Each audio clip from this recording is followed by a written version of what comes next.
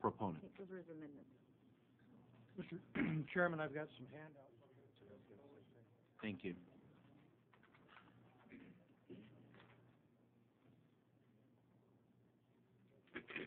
Yeah. My name is Louis K. Smith. I'm the Powell County Attorney. I have some testimony that I've put together and I've handed out. I'm going to try and summarize this and get it done a little quicker. I was a part of the groups that got together as the working group to help put something together for the interim committee. Those were sometimes very contentious. Sometimes we were in agreement, just not quite sure how we were going to get to the same point.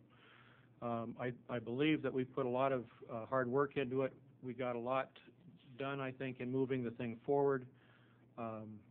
I don't believe this is a problem you can fix in one legislative session. You have to take probably 2 or 3 times to find out as we adjust to, as we put legislation out there, we're going to have to keep coming back and determining what works and what doesn't work, because just like coming out of Prohibition was mentioned earlier, you're not quite sure who's still out there in the illegal side and who's out there in the legal side to try and figure out what's going on. This bill, I believe, as put together by the interim committee, gives us the best opportunity to try and start taking some of those steps at this time. The Montana County Attorneys Association probably is fairly evenly split as to whether or not we should just outright repeal this law or go ahead and try and fix it.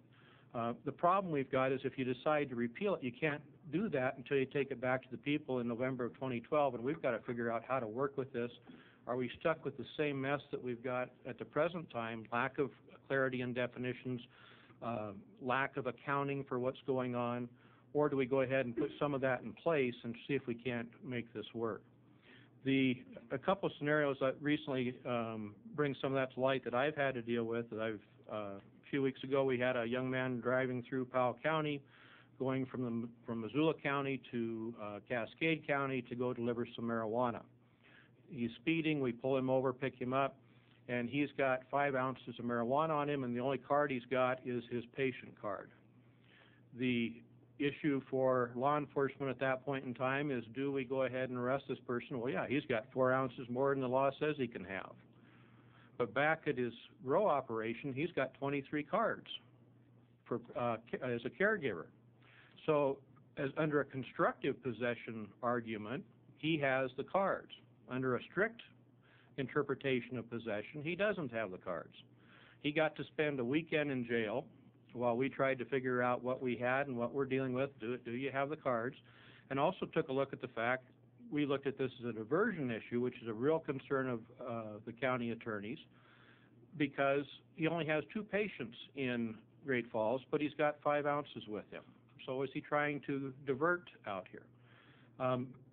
Basically, you know, these are the types of problems that we're having to try and deal with the existing law. I believe that clarity in the definitions is going to help us a lot with this in the current bill before you. In addition, I've had someone come to our county wanting to open a dispensary, and he couldn't do it in the city because they had a moratorium. We didn't have it in the county. He told me that he has his patients do the selling for him, and I told him that, well, if he did that in Powell County, I would have them arrested, because patients are not allowed to sell to other patients. Caregivers are supposed to do this. He then talked to a potential landlord and convinced her that she should get a medical marijuana card. She went to... You need to try to wind it up, sir. And basically what she saw is, you know, his patients are collecting the money, throwing it into a box behind the counter. So under the current system, there's no way for you to track what's going on. Last thing I'd like you to do is just, when you get a moment, figure out at $200 an ounce times 2 ounces a month